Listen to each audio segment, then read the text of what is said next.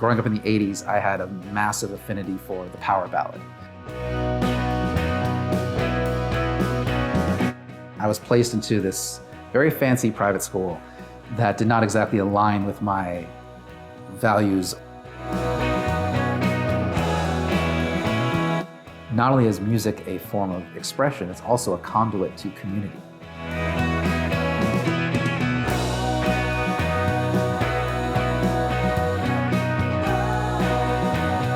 All right, man. Thanks for being here. Thank you for having me. What's your name and where are you from? My name is Richie Rivera, and I'm from Los Angeles, California, and I've been residing in Nashville for the last 11 years. Are you born and raised in LA? I was born there, but we did take a detour when I was young going to a small town outside of Portland, Oregon called Lake Oswego, which was a magical, incredible place to grow up. And we unfortunately moved back to LA after that for me going into the 8th grade to an area called Brentwood, which is very similar to the Brentwood that we have here in Nashville. It's just that the Brentwood here has a TJ Maxx Home Goods, and the Brentwood that I came from had O.J. Simpson. You put it on the map, huh? That's right, yeah. Are your parents from the same area, from LA? My mom was born in Israel. She was born in Tel Aviv, Israel. Oh, is that right? And then lived in Europe in her younger years and eventually immigrated illegally to the United States, then became a citizen and met my father, who was born in Hawaii. And that's where they met. Do you have any siblings? I do. I have a younger sister, Lori, who is a remarkably intelligent, incredible woman and mother. She's also a professor at Northwestern University. Where is that? Chicago. Chicago, okay. Yeah, just outside of Chicago.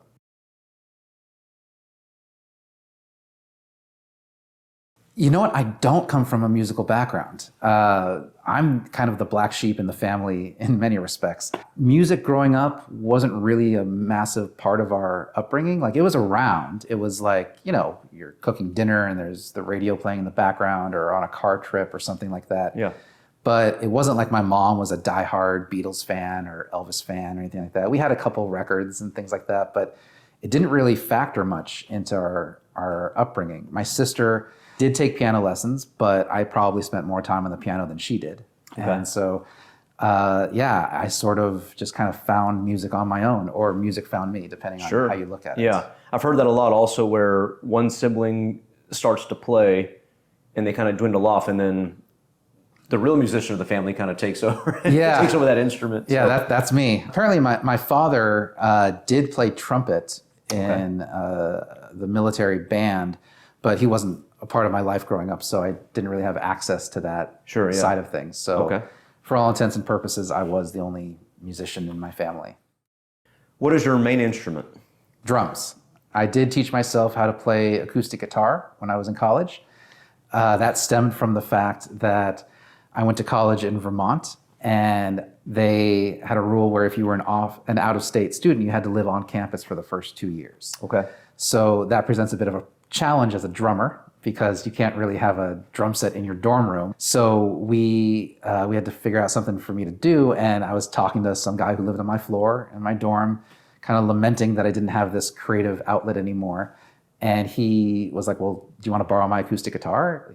I said, really? And he's like, yeah, because I don't play it anymore. And I jumped at the chance because I always loved acoustic music. Growing up in the 80s, I had a massive affinity for the power ballad. At the same time, I was also getting into kind of 90s acoustic rock, bands like Jacko Pierce, Guster, early Vertical Horizon. There was a record label called Aware Records that put out these compilations of all these different bands that an artist named Matt Nathanson lovingly calls manfolk, which I think is a pretty good, I think it's a pretty good description of that kind of music. And so I started, if you take my love of like 90s manfolk and 80s power ballads, I jumped at the chance to learn how to play acoustic guitar. And so I started downloading all the chord progressions to my favorite songs. Yeah. You know, I Saw Red by Warrant and Blind Faith by Warrant and other stuff as well. Gotcha. And just started in my dorm room teaching myself how to play. And then from there, I kind of noticed that there were patterns in these songs, especially in the power ballads, because you learn something like Every Rose Has Its Thorn, and you realize that musically, that's no different than I Remember You by Skid Row. Okay, yeah. And so they're basically the same song, just with different lyrics and, you know, melody, and the chords change at different times. And so I thought to myself, well, if I take those same chords and change them a little bit and then sing a different melody on top of it, would that then be a different song? And it turns out it was. And in my dorm room, I became a songwriter like that. Did you take any formal lessons? I did. I started off, so I always loved drums. I always had an affinity for it. Somewhere on my Instagram, I have a picture of me when I'm 4 years old wearing a cowboy hat and banging on a Mickey Mouse bass drum, which I must say is pretty fucking adorable if I do say so myself. And I always loved it. In fact, when my mom passed away a few years ago, she kept all of my progress reports from my preschool. And I found them, and there's one that always sticks out to me, which is it says, Richie demonstrates a high aptitude for music, but it seems like at the end of the day, whenever it's time to clean up after himself, he always finds an excuse as to why he can't, which is pretty on brand. So I always loved music, but then it wasn't until the 6th grade up in Oregon where they were offering beginning band. And I wanted to do it, but I was reluctant because I hated taking lessons. But then I found out that if you take beginning band, you get to miss the first hour of school every day. And that's when I was like, oh, sign me up. Like, because I would have chopped off my left arm to miss an hour of school every day. And then I started taking beginning band, got good at it pretty quickly. And then from there, transitioned to taking private lessons a year later at a place called Donworth's Drum Shop in Portland, Oregon. And then when we moved from Oregon back to LA, I took lessons at a place called the Dick Grove School of Music in the Valley. And I studied under a teacher named Jeff Wallace, who was a really prominent session guy. He took me to clinics to like see Jeff Porcaro and Chad Wackerman and people like that. That's great, man. Just unbelievable players. And then after that, I took those lessons until about junior year in high school. And then I quit taking lessons. I started giving lessons to like 7th and 8th graders. Oh, wow. Okay. Yeah. What was the first album you remember owning? So I actually bought 2 albums the very first day. I bought Look What the Cat Dragged In by Poison, and I bought the Back to the Future soundtrack for different reasons, because a lot of people don't really, these days at least, don't recognize the value that soundtrack albums had back in the day. In the 80s, like soundtrack albums were huge, sometimes even bigger than the movies that they came from. That's for sure, yeah. And the thing about the Back to the Future soundtrack, which is kind of interesting, is that obviously, given the nature of the movie, it spans decades. And so you have everything from 80s contemporary pop, like Huey Lewis and the News, to 50s music, Earth Angel, Johnny B. Good. Yeah, and then you also have like these grand sweeping orchestral moments, like arguably one of the best movie themes of all time. And so I think that's a really interesting palette to draw from musically. It sort of hit a lot of different notes for me. And then the Poison album, I was watching MTV as a kid. I saw the I Want Action video come on, and something started stirring inside of me. And I thought, wow, these guys look like they're having a lot of fun.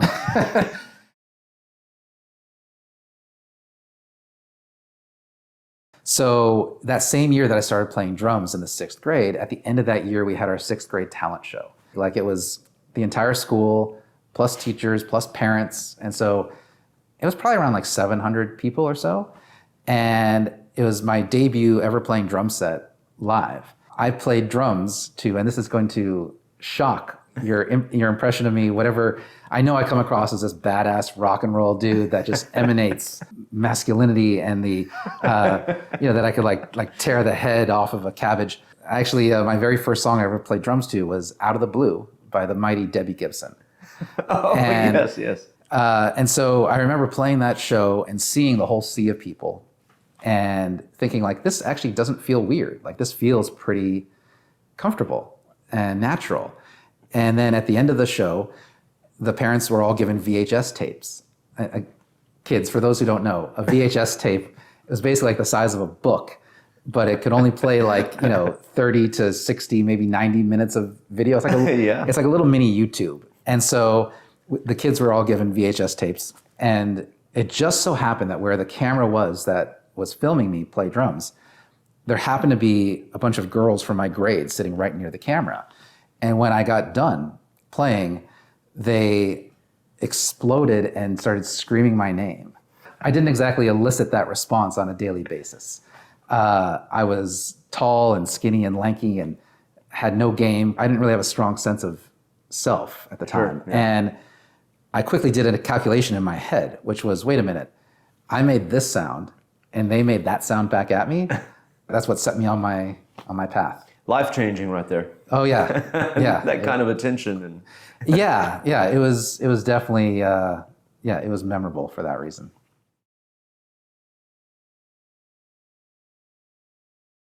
I started off as a by-the-book kid. Scholastics and academics always came very easily to me. And then I met a guy in my drumming class in the 6th grade who would become my best friend growing up, a guy named Kevin Johnson. And he lived life on the edge a little more. And he taught me one of the most valuable lessons in life, which is that sometimes the most interesting colors happen when you paint outside the lines. And so I started hanging out with him and his crew, and we started doing things of questionable legality. Harmless small town stuff. There may have been the occasional egg thrown at a car. It happens. There may have been some sneaking out. It was a lot of that kind of stuff. And so but I was always smart enough to not get into trouble. I would do the bad thing, but I would never get caught. And then when we moved from Oregon to LA again, I wasn't happy about that move. And I was placed into this very fancy private school that did not exactly align with my values or ambitions. And I became a very angry teenager.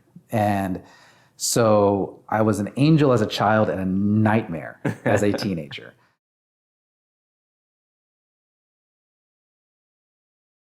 If you walked into my bedroom growing up, what you would see is my walls were wallpapered with posters of my favorite bands.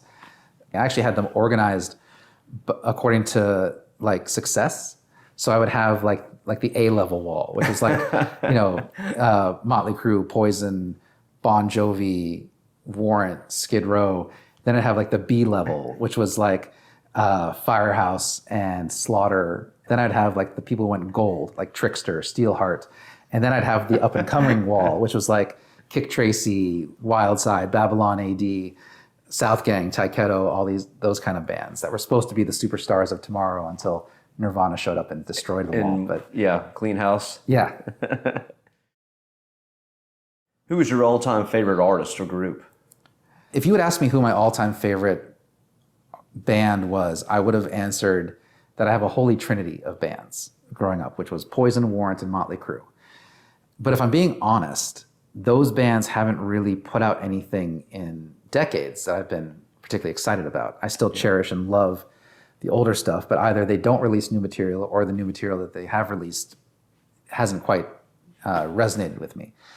So the one band I think that is probably the most consistent for me is a small band out of Canada called Harum Scarum. They came out in the early 90s. They had a couple of kind of minor hits and things like that. But if you go album for album, song for song, they're probably my favorite band. And they're still together today, still put out a brand new album recently that's just as good as anything that they've ever done. Yeah. And so if I had to pick one band, I'd say Harum Scarum is my favorite band. That's the one, huh? Okay. Yeah. Do you remember the moment you wanted to do this for the rest of your life?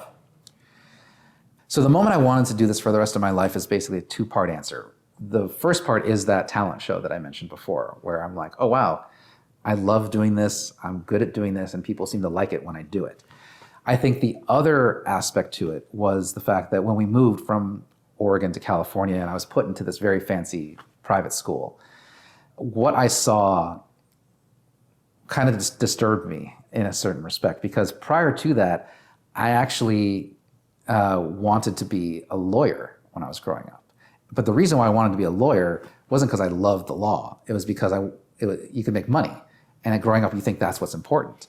But then I went to this private school where I saw these kids that were born into tremendous privilege, would never want for anything. And they were miserable. And when I saw that, I was like, oh, I guess making money isn't the most important thing. Happiness is the most important thing. Well, what makes me happy? Playing drums is what makes me happy.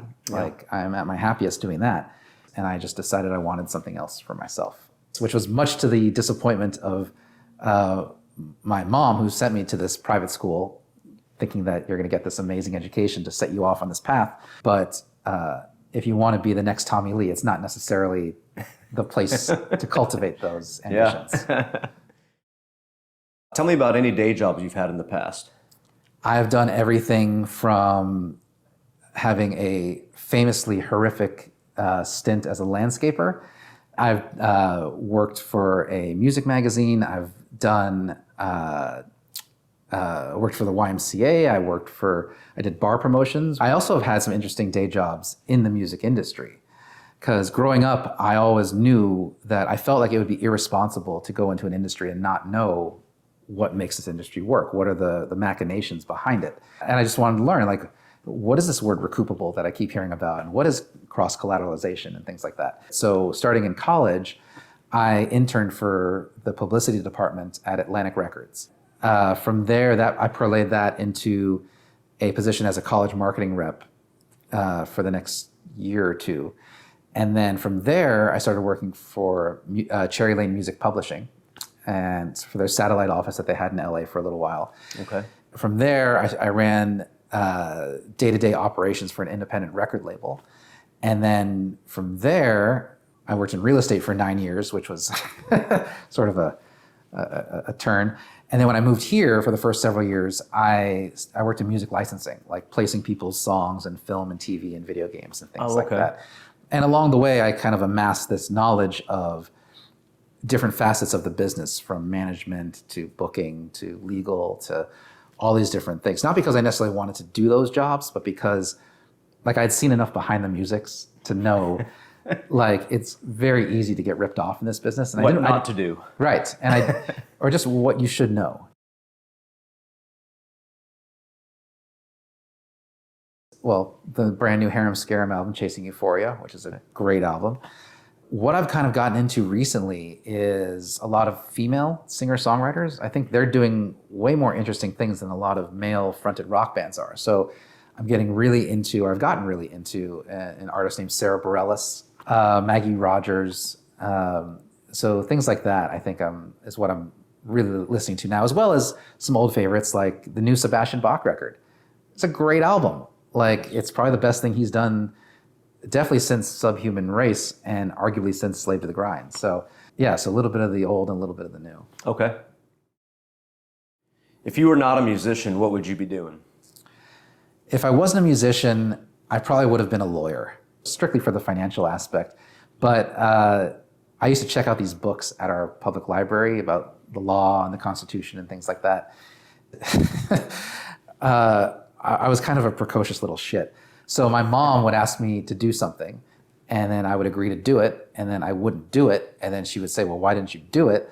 And I would say, well, as a minor, I technically can't enter into a legally binding verbal contract with an adult, which didn't land as well as I thought it would. So when I was in college, I had an apartment, and I had it written into my lease that I was allowed to play drums. I didn't want to be a dick about it, so I went to everybody in the building, and I was just like, hey, listen, I just moved into the building, and the landlord said I can play drums in the basement.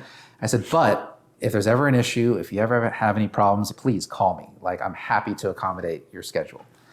And I had a band practice in the rehearsal, and the police came. And I tried explaining, like, I'm allowed to play because I have it written into my lease. So they said, well, you're welcome to fight it in court. And that's when I was like, I think I'll do that. And so I had my whole band show up at 9 o'clock in the morning, dressed in suits. I show up with a briefcase. I bought a briefcase. Are you serious? Specifically so I could show up with a briefcase. This happened? This happened. I showed up with a briefcase, a suit and tie, put the briefcase down, flipped it open, had a copy of my lease that I had blown up and highlighted and everything like that for the judge. And I was like, Your Honor, this, and if it pleases the court, this. And the cop who issued the citation, I think he'd been on the force for 3 weeks or so he didn't know what hit him. And so I ended up winning the case. So I technically am undefeated.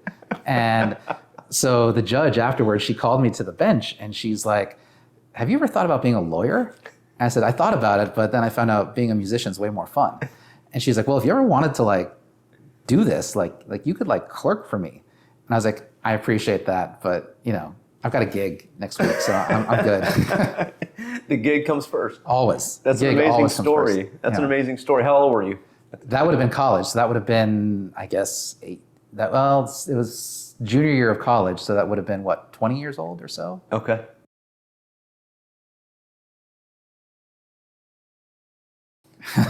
Barely, yes. Barely.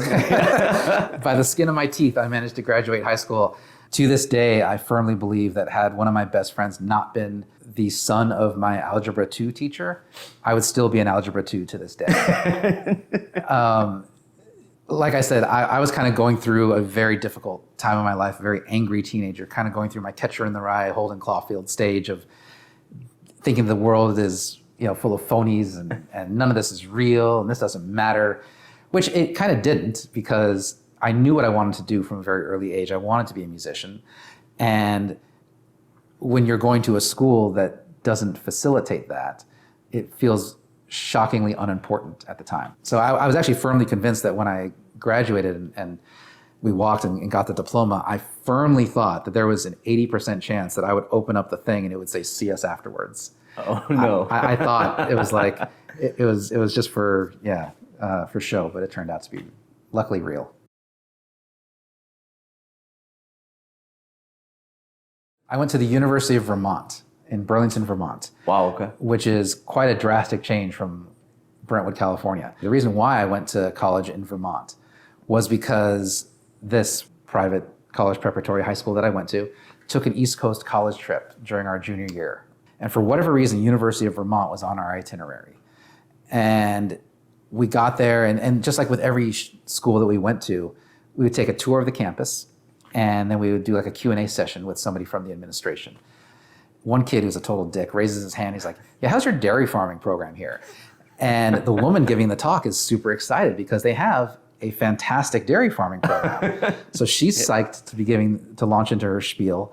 All the kids are making fun of her, like snickering at her behind her back. And I'm like, you know what? Fuck all you guys. Yeah. If you guys hate this school so much, that's exactly where I'm going to go. So that's why I chose University of Vermont, is out of spite. I will note also that when we took that tour, it was in April.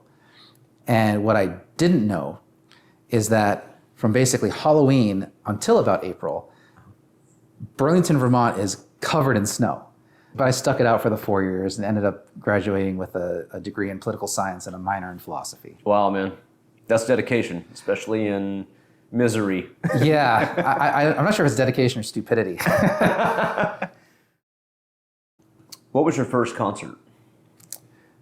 My very first concert was Huey Lewis and the News.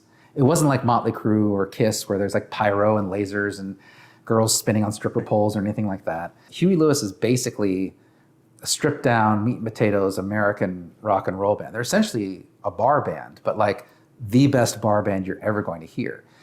And in terms of their presentation, they were very stripped down, but in terms of their execution, they were flawless. Like, if you really listen to Huey Lewis's music, there's a lot of layers to it. You've got keyboards, 5-part, vocal harmonies, horns, the whole thing. And they're doing this all long before, auto-tune, long before tracks, all that kind of stuff, which is inspirational and aspirational as a musician, to see that as a young kid or a wannabe musician and see that and be like, wow, like they sound just like the record. That's amazing.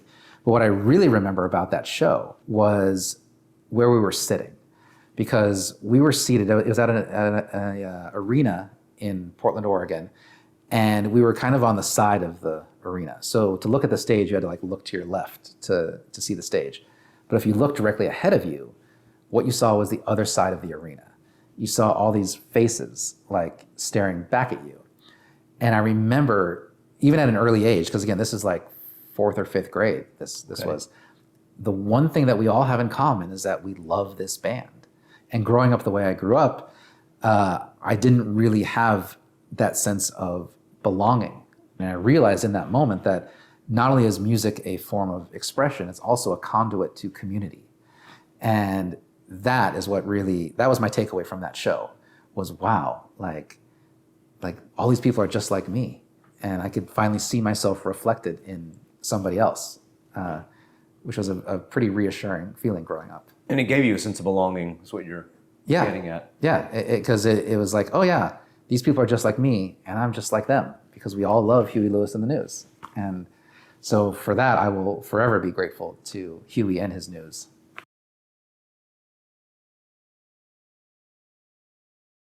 My favorite era of music is the 80s. I mean, clearly, look at me. Like, you know. And I think the reason why, not only because I grew up during that time, but I think that the 80s music, it's kind of almost relentlessly positive. And it's escapist in certain respects, but I always thought that escapism as a artistic form of expression doesn't get the credit it deserves. Like people are all about realism, that somehow that's a more elevated form of art. But I think escapism is just as relevant and important because it allows you to believe that there's something else, that there's something better than where you may be. And as a kid growing up the way I did, that was particularly attractive. And I think that if you have that ability to escape your problems, it actually gives you a perspective on how to deal with them when you come back. Because you may realize these things that seem so insurmountable, another world does exist beyond this. So this is something that you can get through. That's maybe a more elevated discussion of cherry pie than one would think, but it is true. Like it did give that to me, and that's why I like that kind of music. I remember when I first moved to Nashville, I met some band that played exclusively 90s music. And there's crappy music in the 80s, there's crappy music in the 90s, but this is a band that played 90s music, and they called me on stage to jam with them. At the time, I didn't really know much 90s music. I was like, well, what 80s stuff do you know? I think we played like some Bon Jovi or some Rick Springfield, and as soon as we did, all these people came in from the street that weren't there before. And I think no era of music did fun the way 80s music did.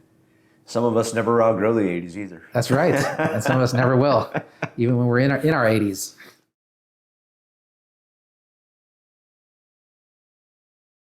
When I was living in LA after college, and I had a band called Madison Page, which was kind of my baby. I ran that band. And in the process of playing the circuit in LA, you meet lots of different people. And I think that there were times where people would say like, oh, you should, would you want to join my band or play with us or whatever? And I was so loyal to Madison Page, to my baby, that I kind of didn't take advantage of some of those opportunities. I didn't spread myself out as much as I perhaps should have.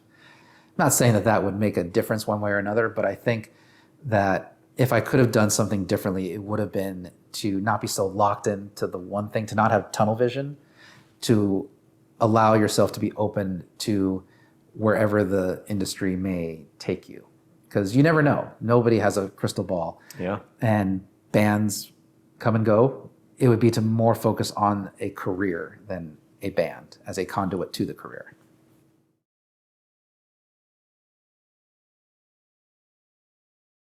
First and foremost, I'm a music fan. I think that the beauty of music is that it creates a world. And what I was very much about when I was a kid was buying a ticket to the world. I was very much about wanting to escape into the world that was being provided by these artists. But then the flip side becomes, well, then what makes you actually want to become one of them? And I think that, and this is easily going to be the most egotistical thing you're going to hear, but as a kid, I genuinely felt like I was smarter than most of the adults in my life. And I felt very strongly that way. And when I would have something to contribute to a discussion at a dinner table or in any sort of setting, I was sort of shut down because I was a kid. And maybe playing drums actually speaks to that as well as my chosen instrument, because drums are the only instrument in a rock band configuration that doesn't come with a volume knob. It's up to us how loud or how quietly we play, but there isn't one on the instrument. And so drums are a very difficult thing to ignore. And I think part of me wanting to become a musician was that I didn't want to be ignored, but I wanted to be seen for who I am.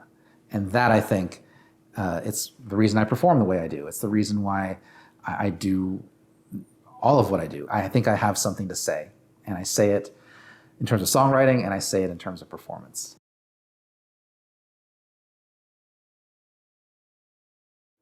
Tommy Lee from Motley Crue, Mike Portnoy from Dream Theater, and Carter Beauford from the Dave Matthews Band.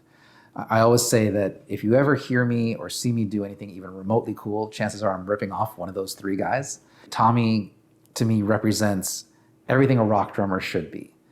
I think he's vastly underrated as a player, like in terms of just technical ability.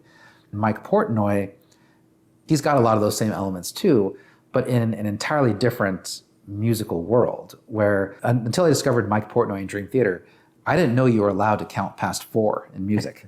Like listening to him kind of opened up my eyes. Carter Beauford, I think, in the rock world, whether you're talking about rock or metal or whatever, I hear people play really complicated stuff, and even though I can't physically do it yet, I at least cognitively understand what they're doing. It's just a question of building up the discipline to do it. But with Carter, I listen to the way he plays, and I don't understand why he makes the choices he does. It's just, he has an entirely different approach to the instrument where he's kind of dancing around the groove. I'm very inspired and interested in that. And I think the commonality, I think, between all those three guys is that you can always tell it's them when they're playing. And I think that's really important to me, that identity matters. Like, if you go to, and I don't mean to demean this, but if you go to schools like Berklee College of Music, Belmont here in Nashville, Musicians Institute in LA, I think part of what they try to do is make you a chameleon. And that's great for having a career. If you want to have all those tools at your disposal is an amazing thing. But I think the trade-off is that you might lose some of your identity in that process. One of my favorite songwriters of all time is Richard Marx. He's probably my favorite living songwriter since Janie Lane passed away. I remember buying his third album, Rush Street, and I bought it used, so it didn't have the liner notes. All it had was the cassette. And there was a song that came on, and I was like, that kind of sounds like Tommy Lee playing, but it can't be because it's Richard Marx. I'm like, well, why would he be playing on a Richard Marx album? And it turns out it was. And it's like, that's the kind of thing that I love. I wasn't aware of that. Is he on the whole album or just no, on he's just song? I think he's actually on 2 songs. Okay. But it was only one song that I really it triggered. I was like, that kind of sounds like Tommy Lee.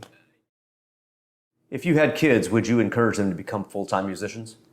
If I had kids and they wanted to be a musician, I would 100% encourage it. I always encourage anybody that I love to do whatever it is that makes them happy. I would probably want to warn them about some of the pitfalls that may come along and give them kind of a reality check as to what they can reasonably expect. But if they know all that going in and they still want to do it, then 100% they have my support. Okay, being a drummer, how many snare drums do you currently own? Snare drums, actually, I only have 2 right now. Really? Yeah. That's the least amount of snare drums I've heard any drummer ever own. Yeah, and I guess because I found one that I like. I have a Tama Metalworks snare, and then I bought a Tama cocktail kit for doing acoustic shows that leaves a smaller footprint on the stage.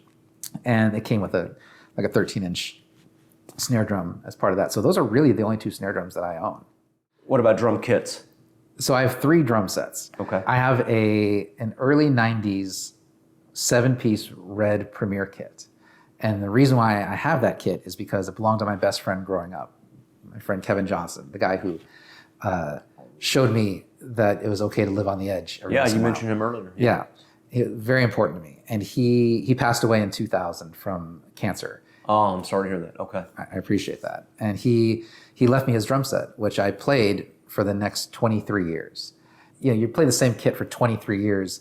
At some point, you kind of want some new inspiration and everything else. Sure, yeah. I may one day donate it to like a school or a church or a synagogue or whatever if they needed something, but it has a lot of sentimental value to me, obviously. Absolutely. So then I bought a Tama Superstar Classic a couple years ago, and then the aforementioned Tama like cocktail jam kit. Okay.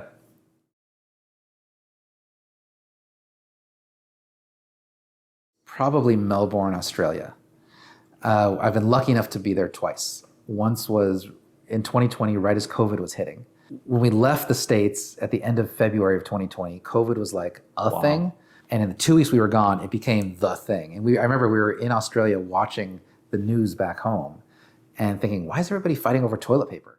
And then we got back from our tour March 6th, and March 15th, the whole world shut down, which had our tour been like a week later, there's a very real chance we could have been stuck in Australia for, an undetermined amount of time, which would have been so amazing for so many reasons.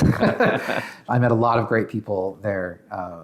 One person in particular has become very important to me, and it was a great place to see, because it kind of reminded me a little bit of Santa Monica. It's like an exotic version of Santa Monica, because it's this laid back, kind of beachy community.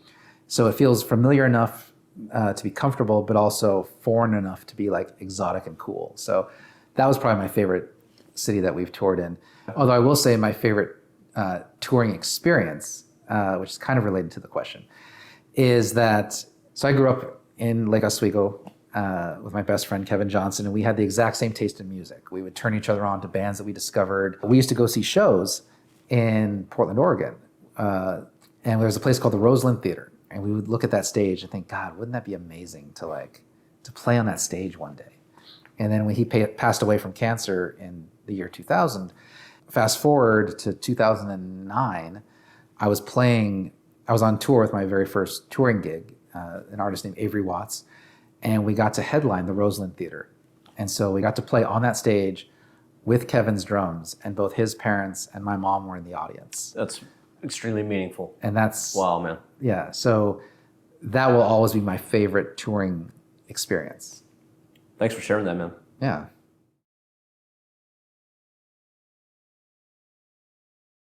I'm going to make a prediction that the highlight of my year is going to be the release of my first ever solo album. It's been a long gestating project, and if I can get that done, then that will be the highlight of 2025. Who or what made you want to pick up an instrument in the first place? Probably Tommy Lee. I saw the video for Wild Side, where he's, spinning upside down and the whole thing, and seeing that, and I was like, that's amazing. I think that struck a lot of us in that same age group. Yeah. All at the same time. Yeah. Yeah, it was amazing. Between that and the Girls, Girls, Girls video, for different reasons. But definitely Tommy Lee is the reason And the Home Sweet Home video. Sure. Yeah, there's the moment. Yeah.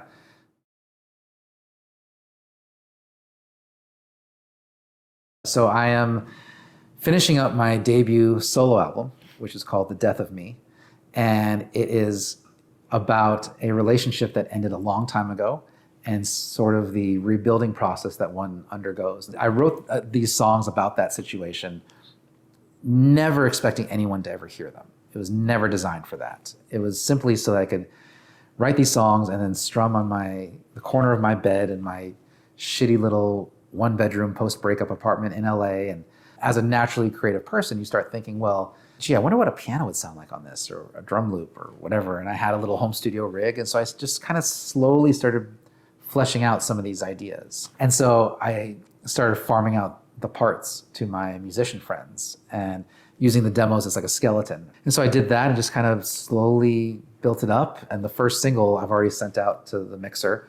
I'll be very, very glad when that is done. It is the closest I've ever felt to being pregnant, where it's like, I'm in the 9th month and I'm just like, get this fucking thing out of me. Like, I just want it just be done. So I'm very much looking forward to that.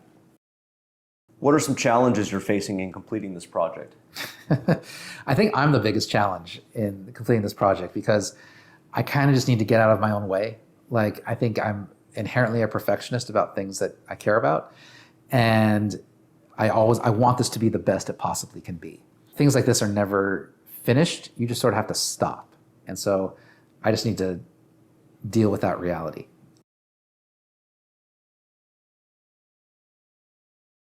So the biggest and best piece of advice I ever got was from my mom, who is the most remarkable human being that has ever walked the earth. She went through things on a personal level, on a professional level, on a medical level, that would have taken down a lot of other people.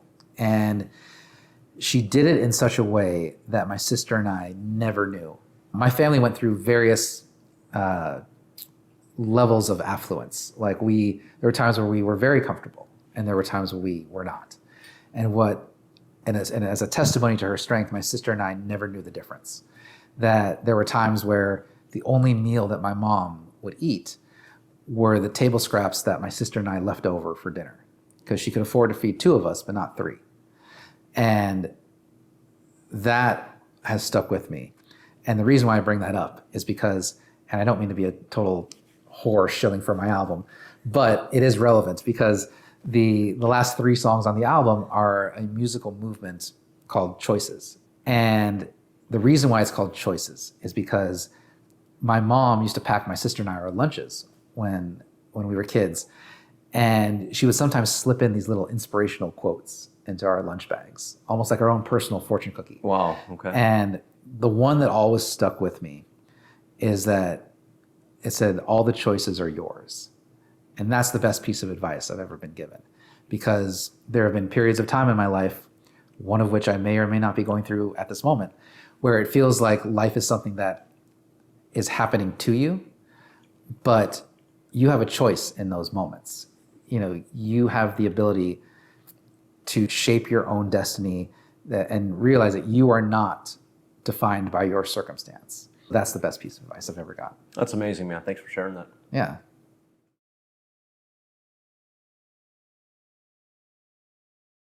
It's almost not for me to describe. My low-key superpower is that I genuinely don't care what people think of me.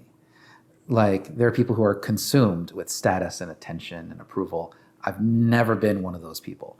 So I don't know how I'm perceived, and I don't really care. The way I look at it is, I'm going to conduct myself in a certain way that I believe is correct and I believe treats people with respect. There's a famous quote, I believe it's from Thoreau, who talks about, if a man does not keep pace with his companions, it's because he marches to the beat of his own drum. It's roughly the quote. And so I think that's kind of the thing. I just sort of do me.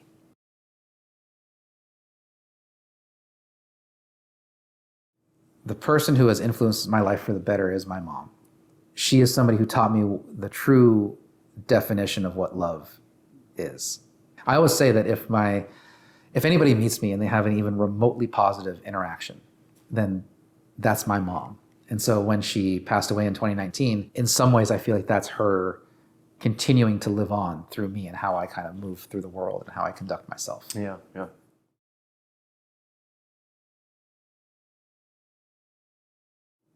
What I'm trying to achieve right now is a sense of acceptance of reality and a desire and an ability to shape that reality as I see fit.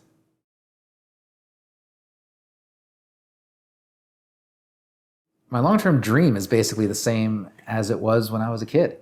I just want to be a musician. One of my proudest moments in life was after I graduated college, on graduation night, I went to a place that I always used to hang out in downtown Burlington called The Last Chance. An older woman approached me and sat down at the stool next to me and was asking about me. And she asked me what I did. And I thought about it, and I thought, for the longest time, I've been a student, and I didn't want to be. All I wanted to do was be a musician. And I realized I've now graduated from college. Like, there's no more school, there's no more classes. And I thought about it, and I just turned and I looked at her and I said, I'm a musician.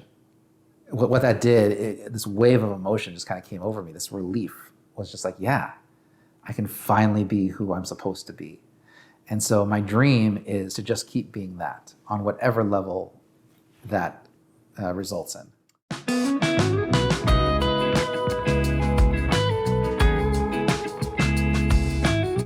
My favorite beer is this beer called Racer 5, which is brewed out of Northern California by a company called Bear Republic. If anybody watching this has an extra case and they want to send it to me, hit a brother up in the DMs and I will make it 2 cases. Yeah, absolutely. Yeah.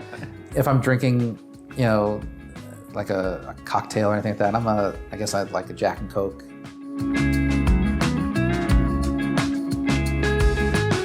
My favorite album of all time is Warrant's third album, Dog Eat Dog.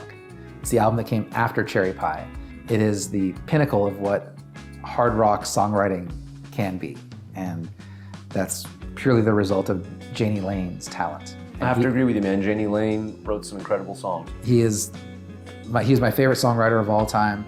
And that album, I mean, the chances that he took on that album, coming after something like Cherry Pie, which I still maintain is a well-written song.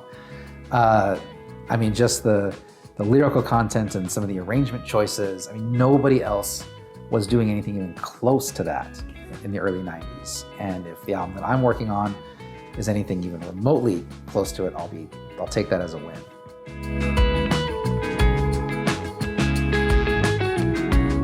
I do have a favorite movie. It's Back to the Future, without question. An absolute classic. Absolute. Yeah, with a killer soundtrack, which now resulted in all of this.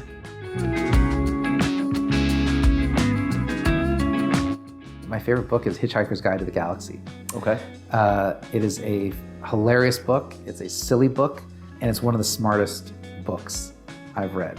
And there's different. They've made sequels to it and things like that. But the original, Hitchhiker's Guide to the Galaxy by Douglas Adams, is my favorite book.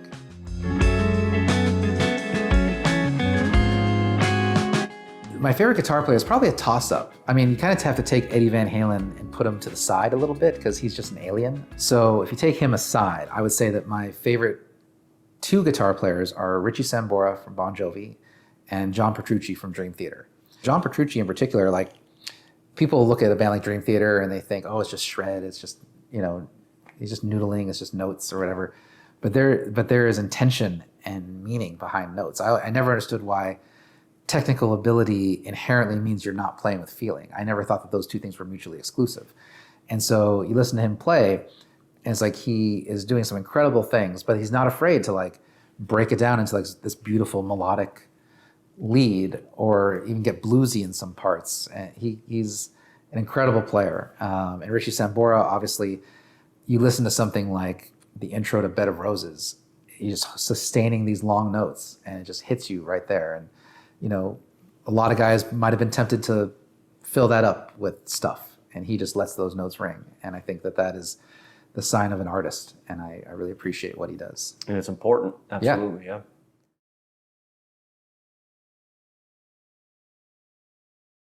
Favorite bass player is probably Billy Sheehan from Mr. Big and Winery Dogs, David Lee Roth, everything like that. I mean, the stuff he does on bass is just ridiculous. Like, there's nothing he can't do, although he would probably argue the point, but he's just a master at his instrument.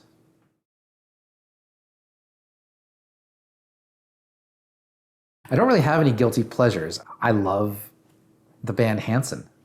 I think that they are a great band. They turned into a fantastic, soulful pop rock band.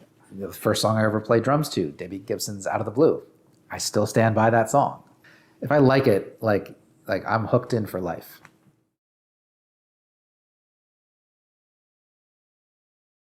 I have a ton of regrets. I guess my one regret is that I went to college. For a lot of people, this is nothing against college as a concept. College allows you to explore different disciplines and kind of find something that maybe fits with you. Or on the flip side, if you know what you want to do in life and what you want to do requires a college degree, I feel like it kind of took me off the table for 4 years. Those 4 years were 4 years I could have spent gigging, getting experience. Living in LA, I could have been networking, but instead I was halfway across the country in Burlington, Vermont. And so as a result of that, to this day, I still kind of feel like I'm 4 years behind everybody else. And so if I had to do it all over again, I wouldn't go to college. But that's about it for purposes of this. Give me another whiskey and there will be a whole different answer. What's the biggest misconception about being a musician? That it's not all glamorous. That at the end of the day, this is a job. I think the biggest mistake that musicians make is that they think that their job begins and ends when they're on stage. I believe that, especially in the kind of the sideman, touring musician, hired gun world, your time is not your own. Like, you are on the clock all the time. And you need to conduct yourself accordingly. People may not realize what that is, and they also don't realize the sacrifices that we make as musicians in terms of long-term financial security, in terms of being able to be present for things like birthdays or weddings or funerals or anything like that. It's true.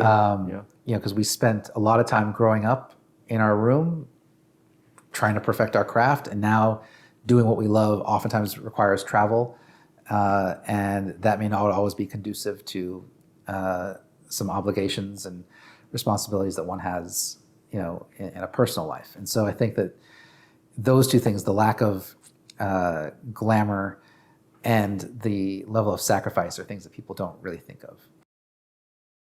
Have you ever considered quitting music? And what made you want to stay? Yes. In fact, I did quit music. There is a song on the album called There's No Music Anymore. And that song is inspired by the fact that the relationship that I was in at the time, and at one point she issued me an ultimatum that I had to choose either music or her. I chose her. And I chose to give up on everything I've wanted for myself since I was 11 years old, because I thought that's what you're supposed to do for love. I did that, and she ended up breaking up with me anyway and marrying another guy in the space of a year. So what that did is it actually made me very resentful of being a musician. And so I actually walked away from music for close to a year. How old were you at the time?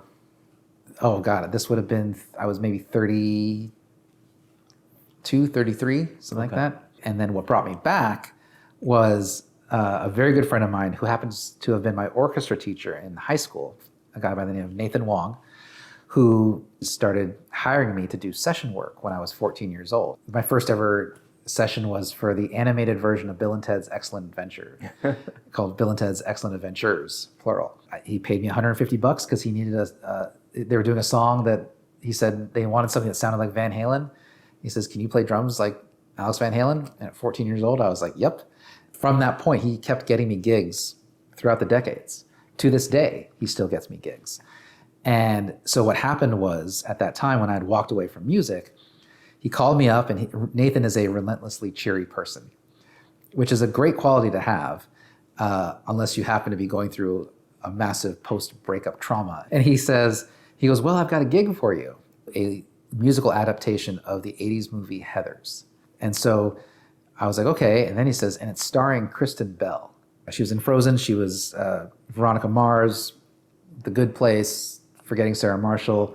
Amazingly talented actress. And quite the resume. Quite the resume, and beautiful. I agreed to the gig for that reason. And Kristen Bell, by the way, was really nice to me and super sweet and completely committed to this guy named Dax Shepard at the time. They're Yes. still together, happily so. Nathan had hired me a lot in the past to do drums for lots of musical, like theatrical productions. And so he knew that I was capable of doing it. And what was happening was, for this version of Heathers, that they were doing a reading at CAA, which is one of, if not the biggest talent agencies in the world.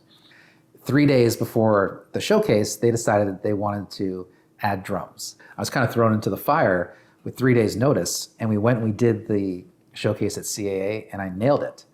And that was sort of like, oh yeah, like I am good at something. And that sort of brought me back in. And then on top of that, like maybe a month or two later, my old bass player called me up. He was like, "Hey, how long has it been since you played drums?" I said, "Well, it's been a while aside from this thing I just did." I said, "Why?" He goes, "Well, Avery's looking to make a change in his band, and I can get you an audition before the cattle call if you want." I was like, I don't know if I want to do that kind of thing. And, I still, rap rock isn't really my type of thing. He goes, "Well, just take a listen to the music." And so I did. I went online, listened to his music. What I really liked about it is the fact that most heavy music has like dark lyrical content, but his didn't. His was like heavy music, but with like empowering, inspirational lyrical content. And at the time, with what I was going through at the time, that resonated with me. And so I said, okay, I'll go in for an audition. And so I learned a few of the songs, came in, and Avery and I just kind of clicked right away. And so I'm now kind of known for, at whatever level that may be, for being kind of a happy-go-lucky drummer. But if you watch that audition, like I've got like the eye of the tiger. Like I'm focused. Like I'm like angry because I had something to prove that I'm like, yeah, I know I can do this at a massive level. And so I got the gig, and that sort of set me on this new phase of my career where it's not necessarily being a band guy, but more like the touring sideman, hired gun sort of vibe. And that lasted for a few years, and it was a great experience. What's something the music industry does not prepare you for? It is an industry that is designed to say no to you at every turn when you're coming up. And you have to make yourself as undeniable as possible so that it can't say no to you.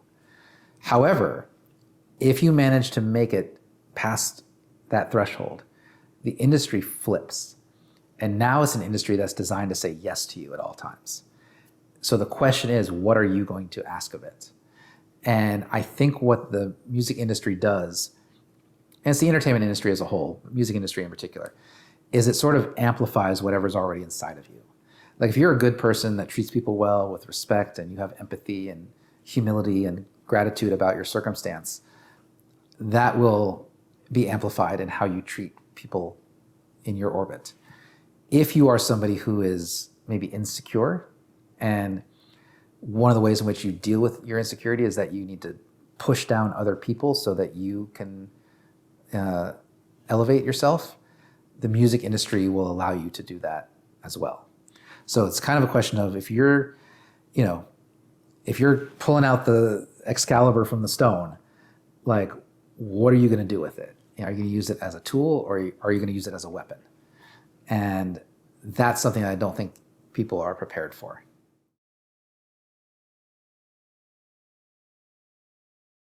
Maybe it's because I play with so many different people. Like right at any given time, I'm playing with anywhere from 4 to 6 different bands at whatever level of regularity. But I think because of that, I don't really get burnt out.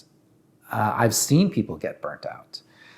I remember when I first came to Nashville, I was enamored with Broadway. I was like, oh my God, like there's live music from 10 a.m. till 2 a.m. And you can, if you want to, you can make a living playing music, which in LA is relatively unattainable unless you're at the upper echelon of touring musicians or you're in like a massive tribute band like Atomic Punks or one of these kind of things. But somebody took me aside and he said, don't fall into the trap. And I was like, what's the trap? And he said that the trap is that, yes, you can make a living here. But for a lot of people, it breeds complacency. And because you'll be stuck in the same rut the whole time, you'll get burnt out. And later that night, I went to a place called Paradise Park, which is no longer there. It's now Garth Brooks' place, I believe. And I saw this guitar player, monster player, unbelievable.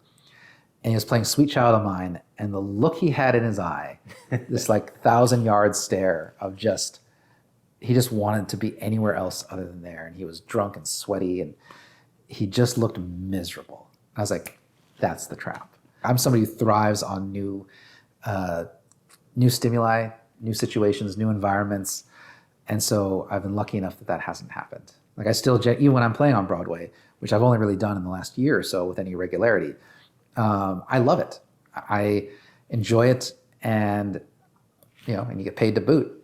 If I ever get burnt out on music, it would be like a death in the family, because I've lost my love of music once before, and I will never lose it ever again. You know how it feels. Yeah. What does success look like to you, and has that vision changed over time? It has changed over time. I think that when you first start out, I think every kid wants to be in the biggest band in the world. But honestly, I think the definition of success for me is, 1, personal fulfillment.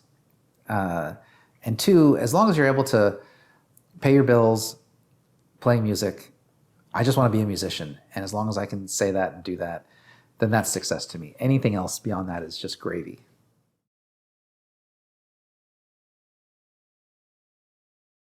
It definitely has changed. I'm way more appreciative of it now than I was before, because I didn't know it was something that one can lose. I appreciate it a lot more, but on some level, I'm kind of the same kid that I was growing up. Like I still love hearing a brand new song that I've never heard before that blows me away, and you can't get to the replay button fast enough to hear it again. Like I love that feeling. I guess maybe the one difference is that when you're using that as your career, there are certain maybe financial considerations that one has. That it's not all about art, it's not all about expression. Maybe that's changed it, but again, it hasn't sullied it. It's just sort of refined my relationship with music. And maybe I have a deeper understanding of some of the things that I didn't understand as a kid. I now know maybe what some of those artists were going through, and on a personal and professional level. If you could speak to your younger self just starting out in music, what would you say?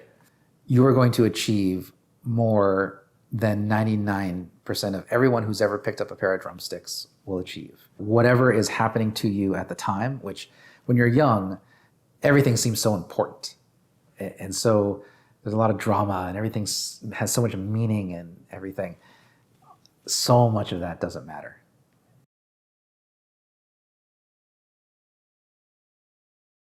They can find me all the normal social media spots, Instagram, Facebook, at Richie Rivera Music. My website is richierivera.net. I would love to connect with anyone who would love to find out what I'm up to. I've got all my shows posted, and there'll be pre-order information for the upcoming release of my album, The Death of Me, available for everybody to see.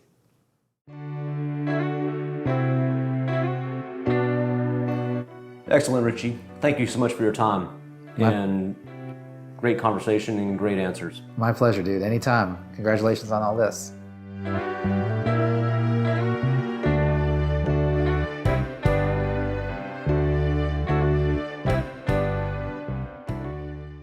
I'm trying to turn this fucking thing off. Dude, that was amazing. Was it? Thank you so much. Oh, absolutely. You want to take a drink or good? I think I'm good. Okay. Yeah. All right. I think I'm going to keep that part in. Right, this is the behind the scenes. This is the bonus content.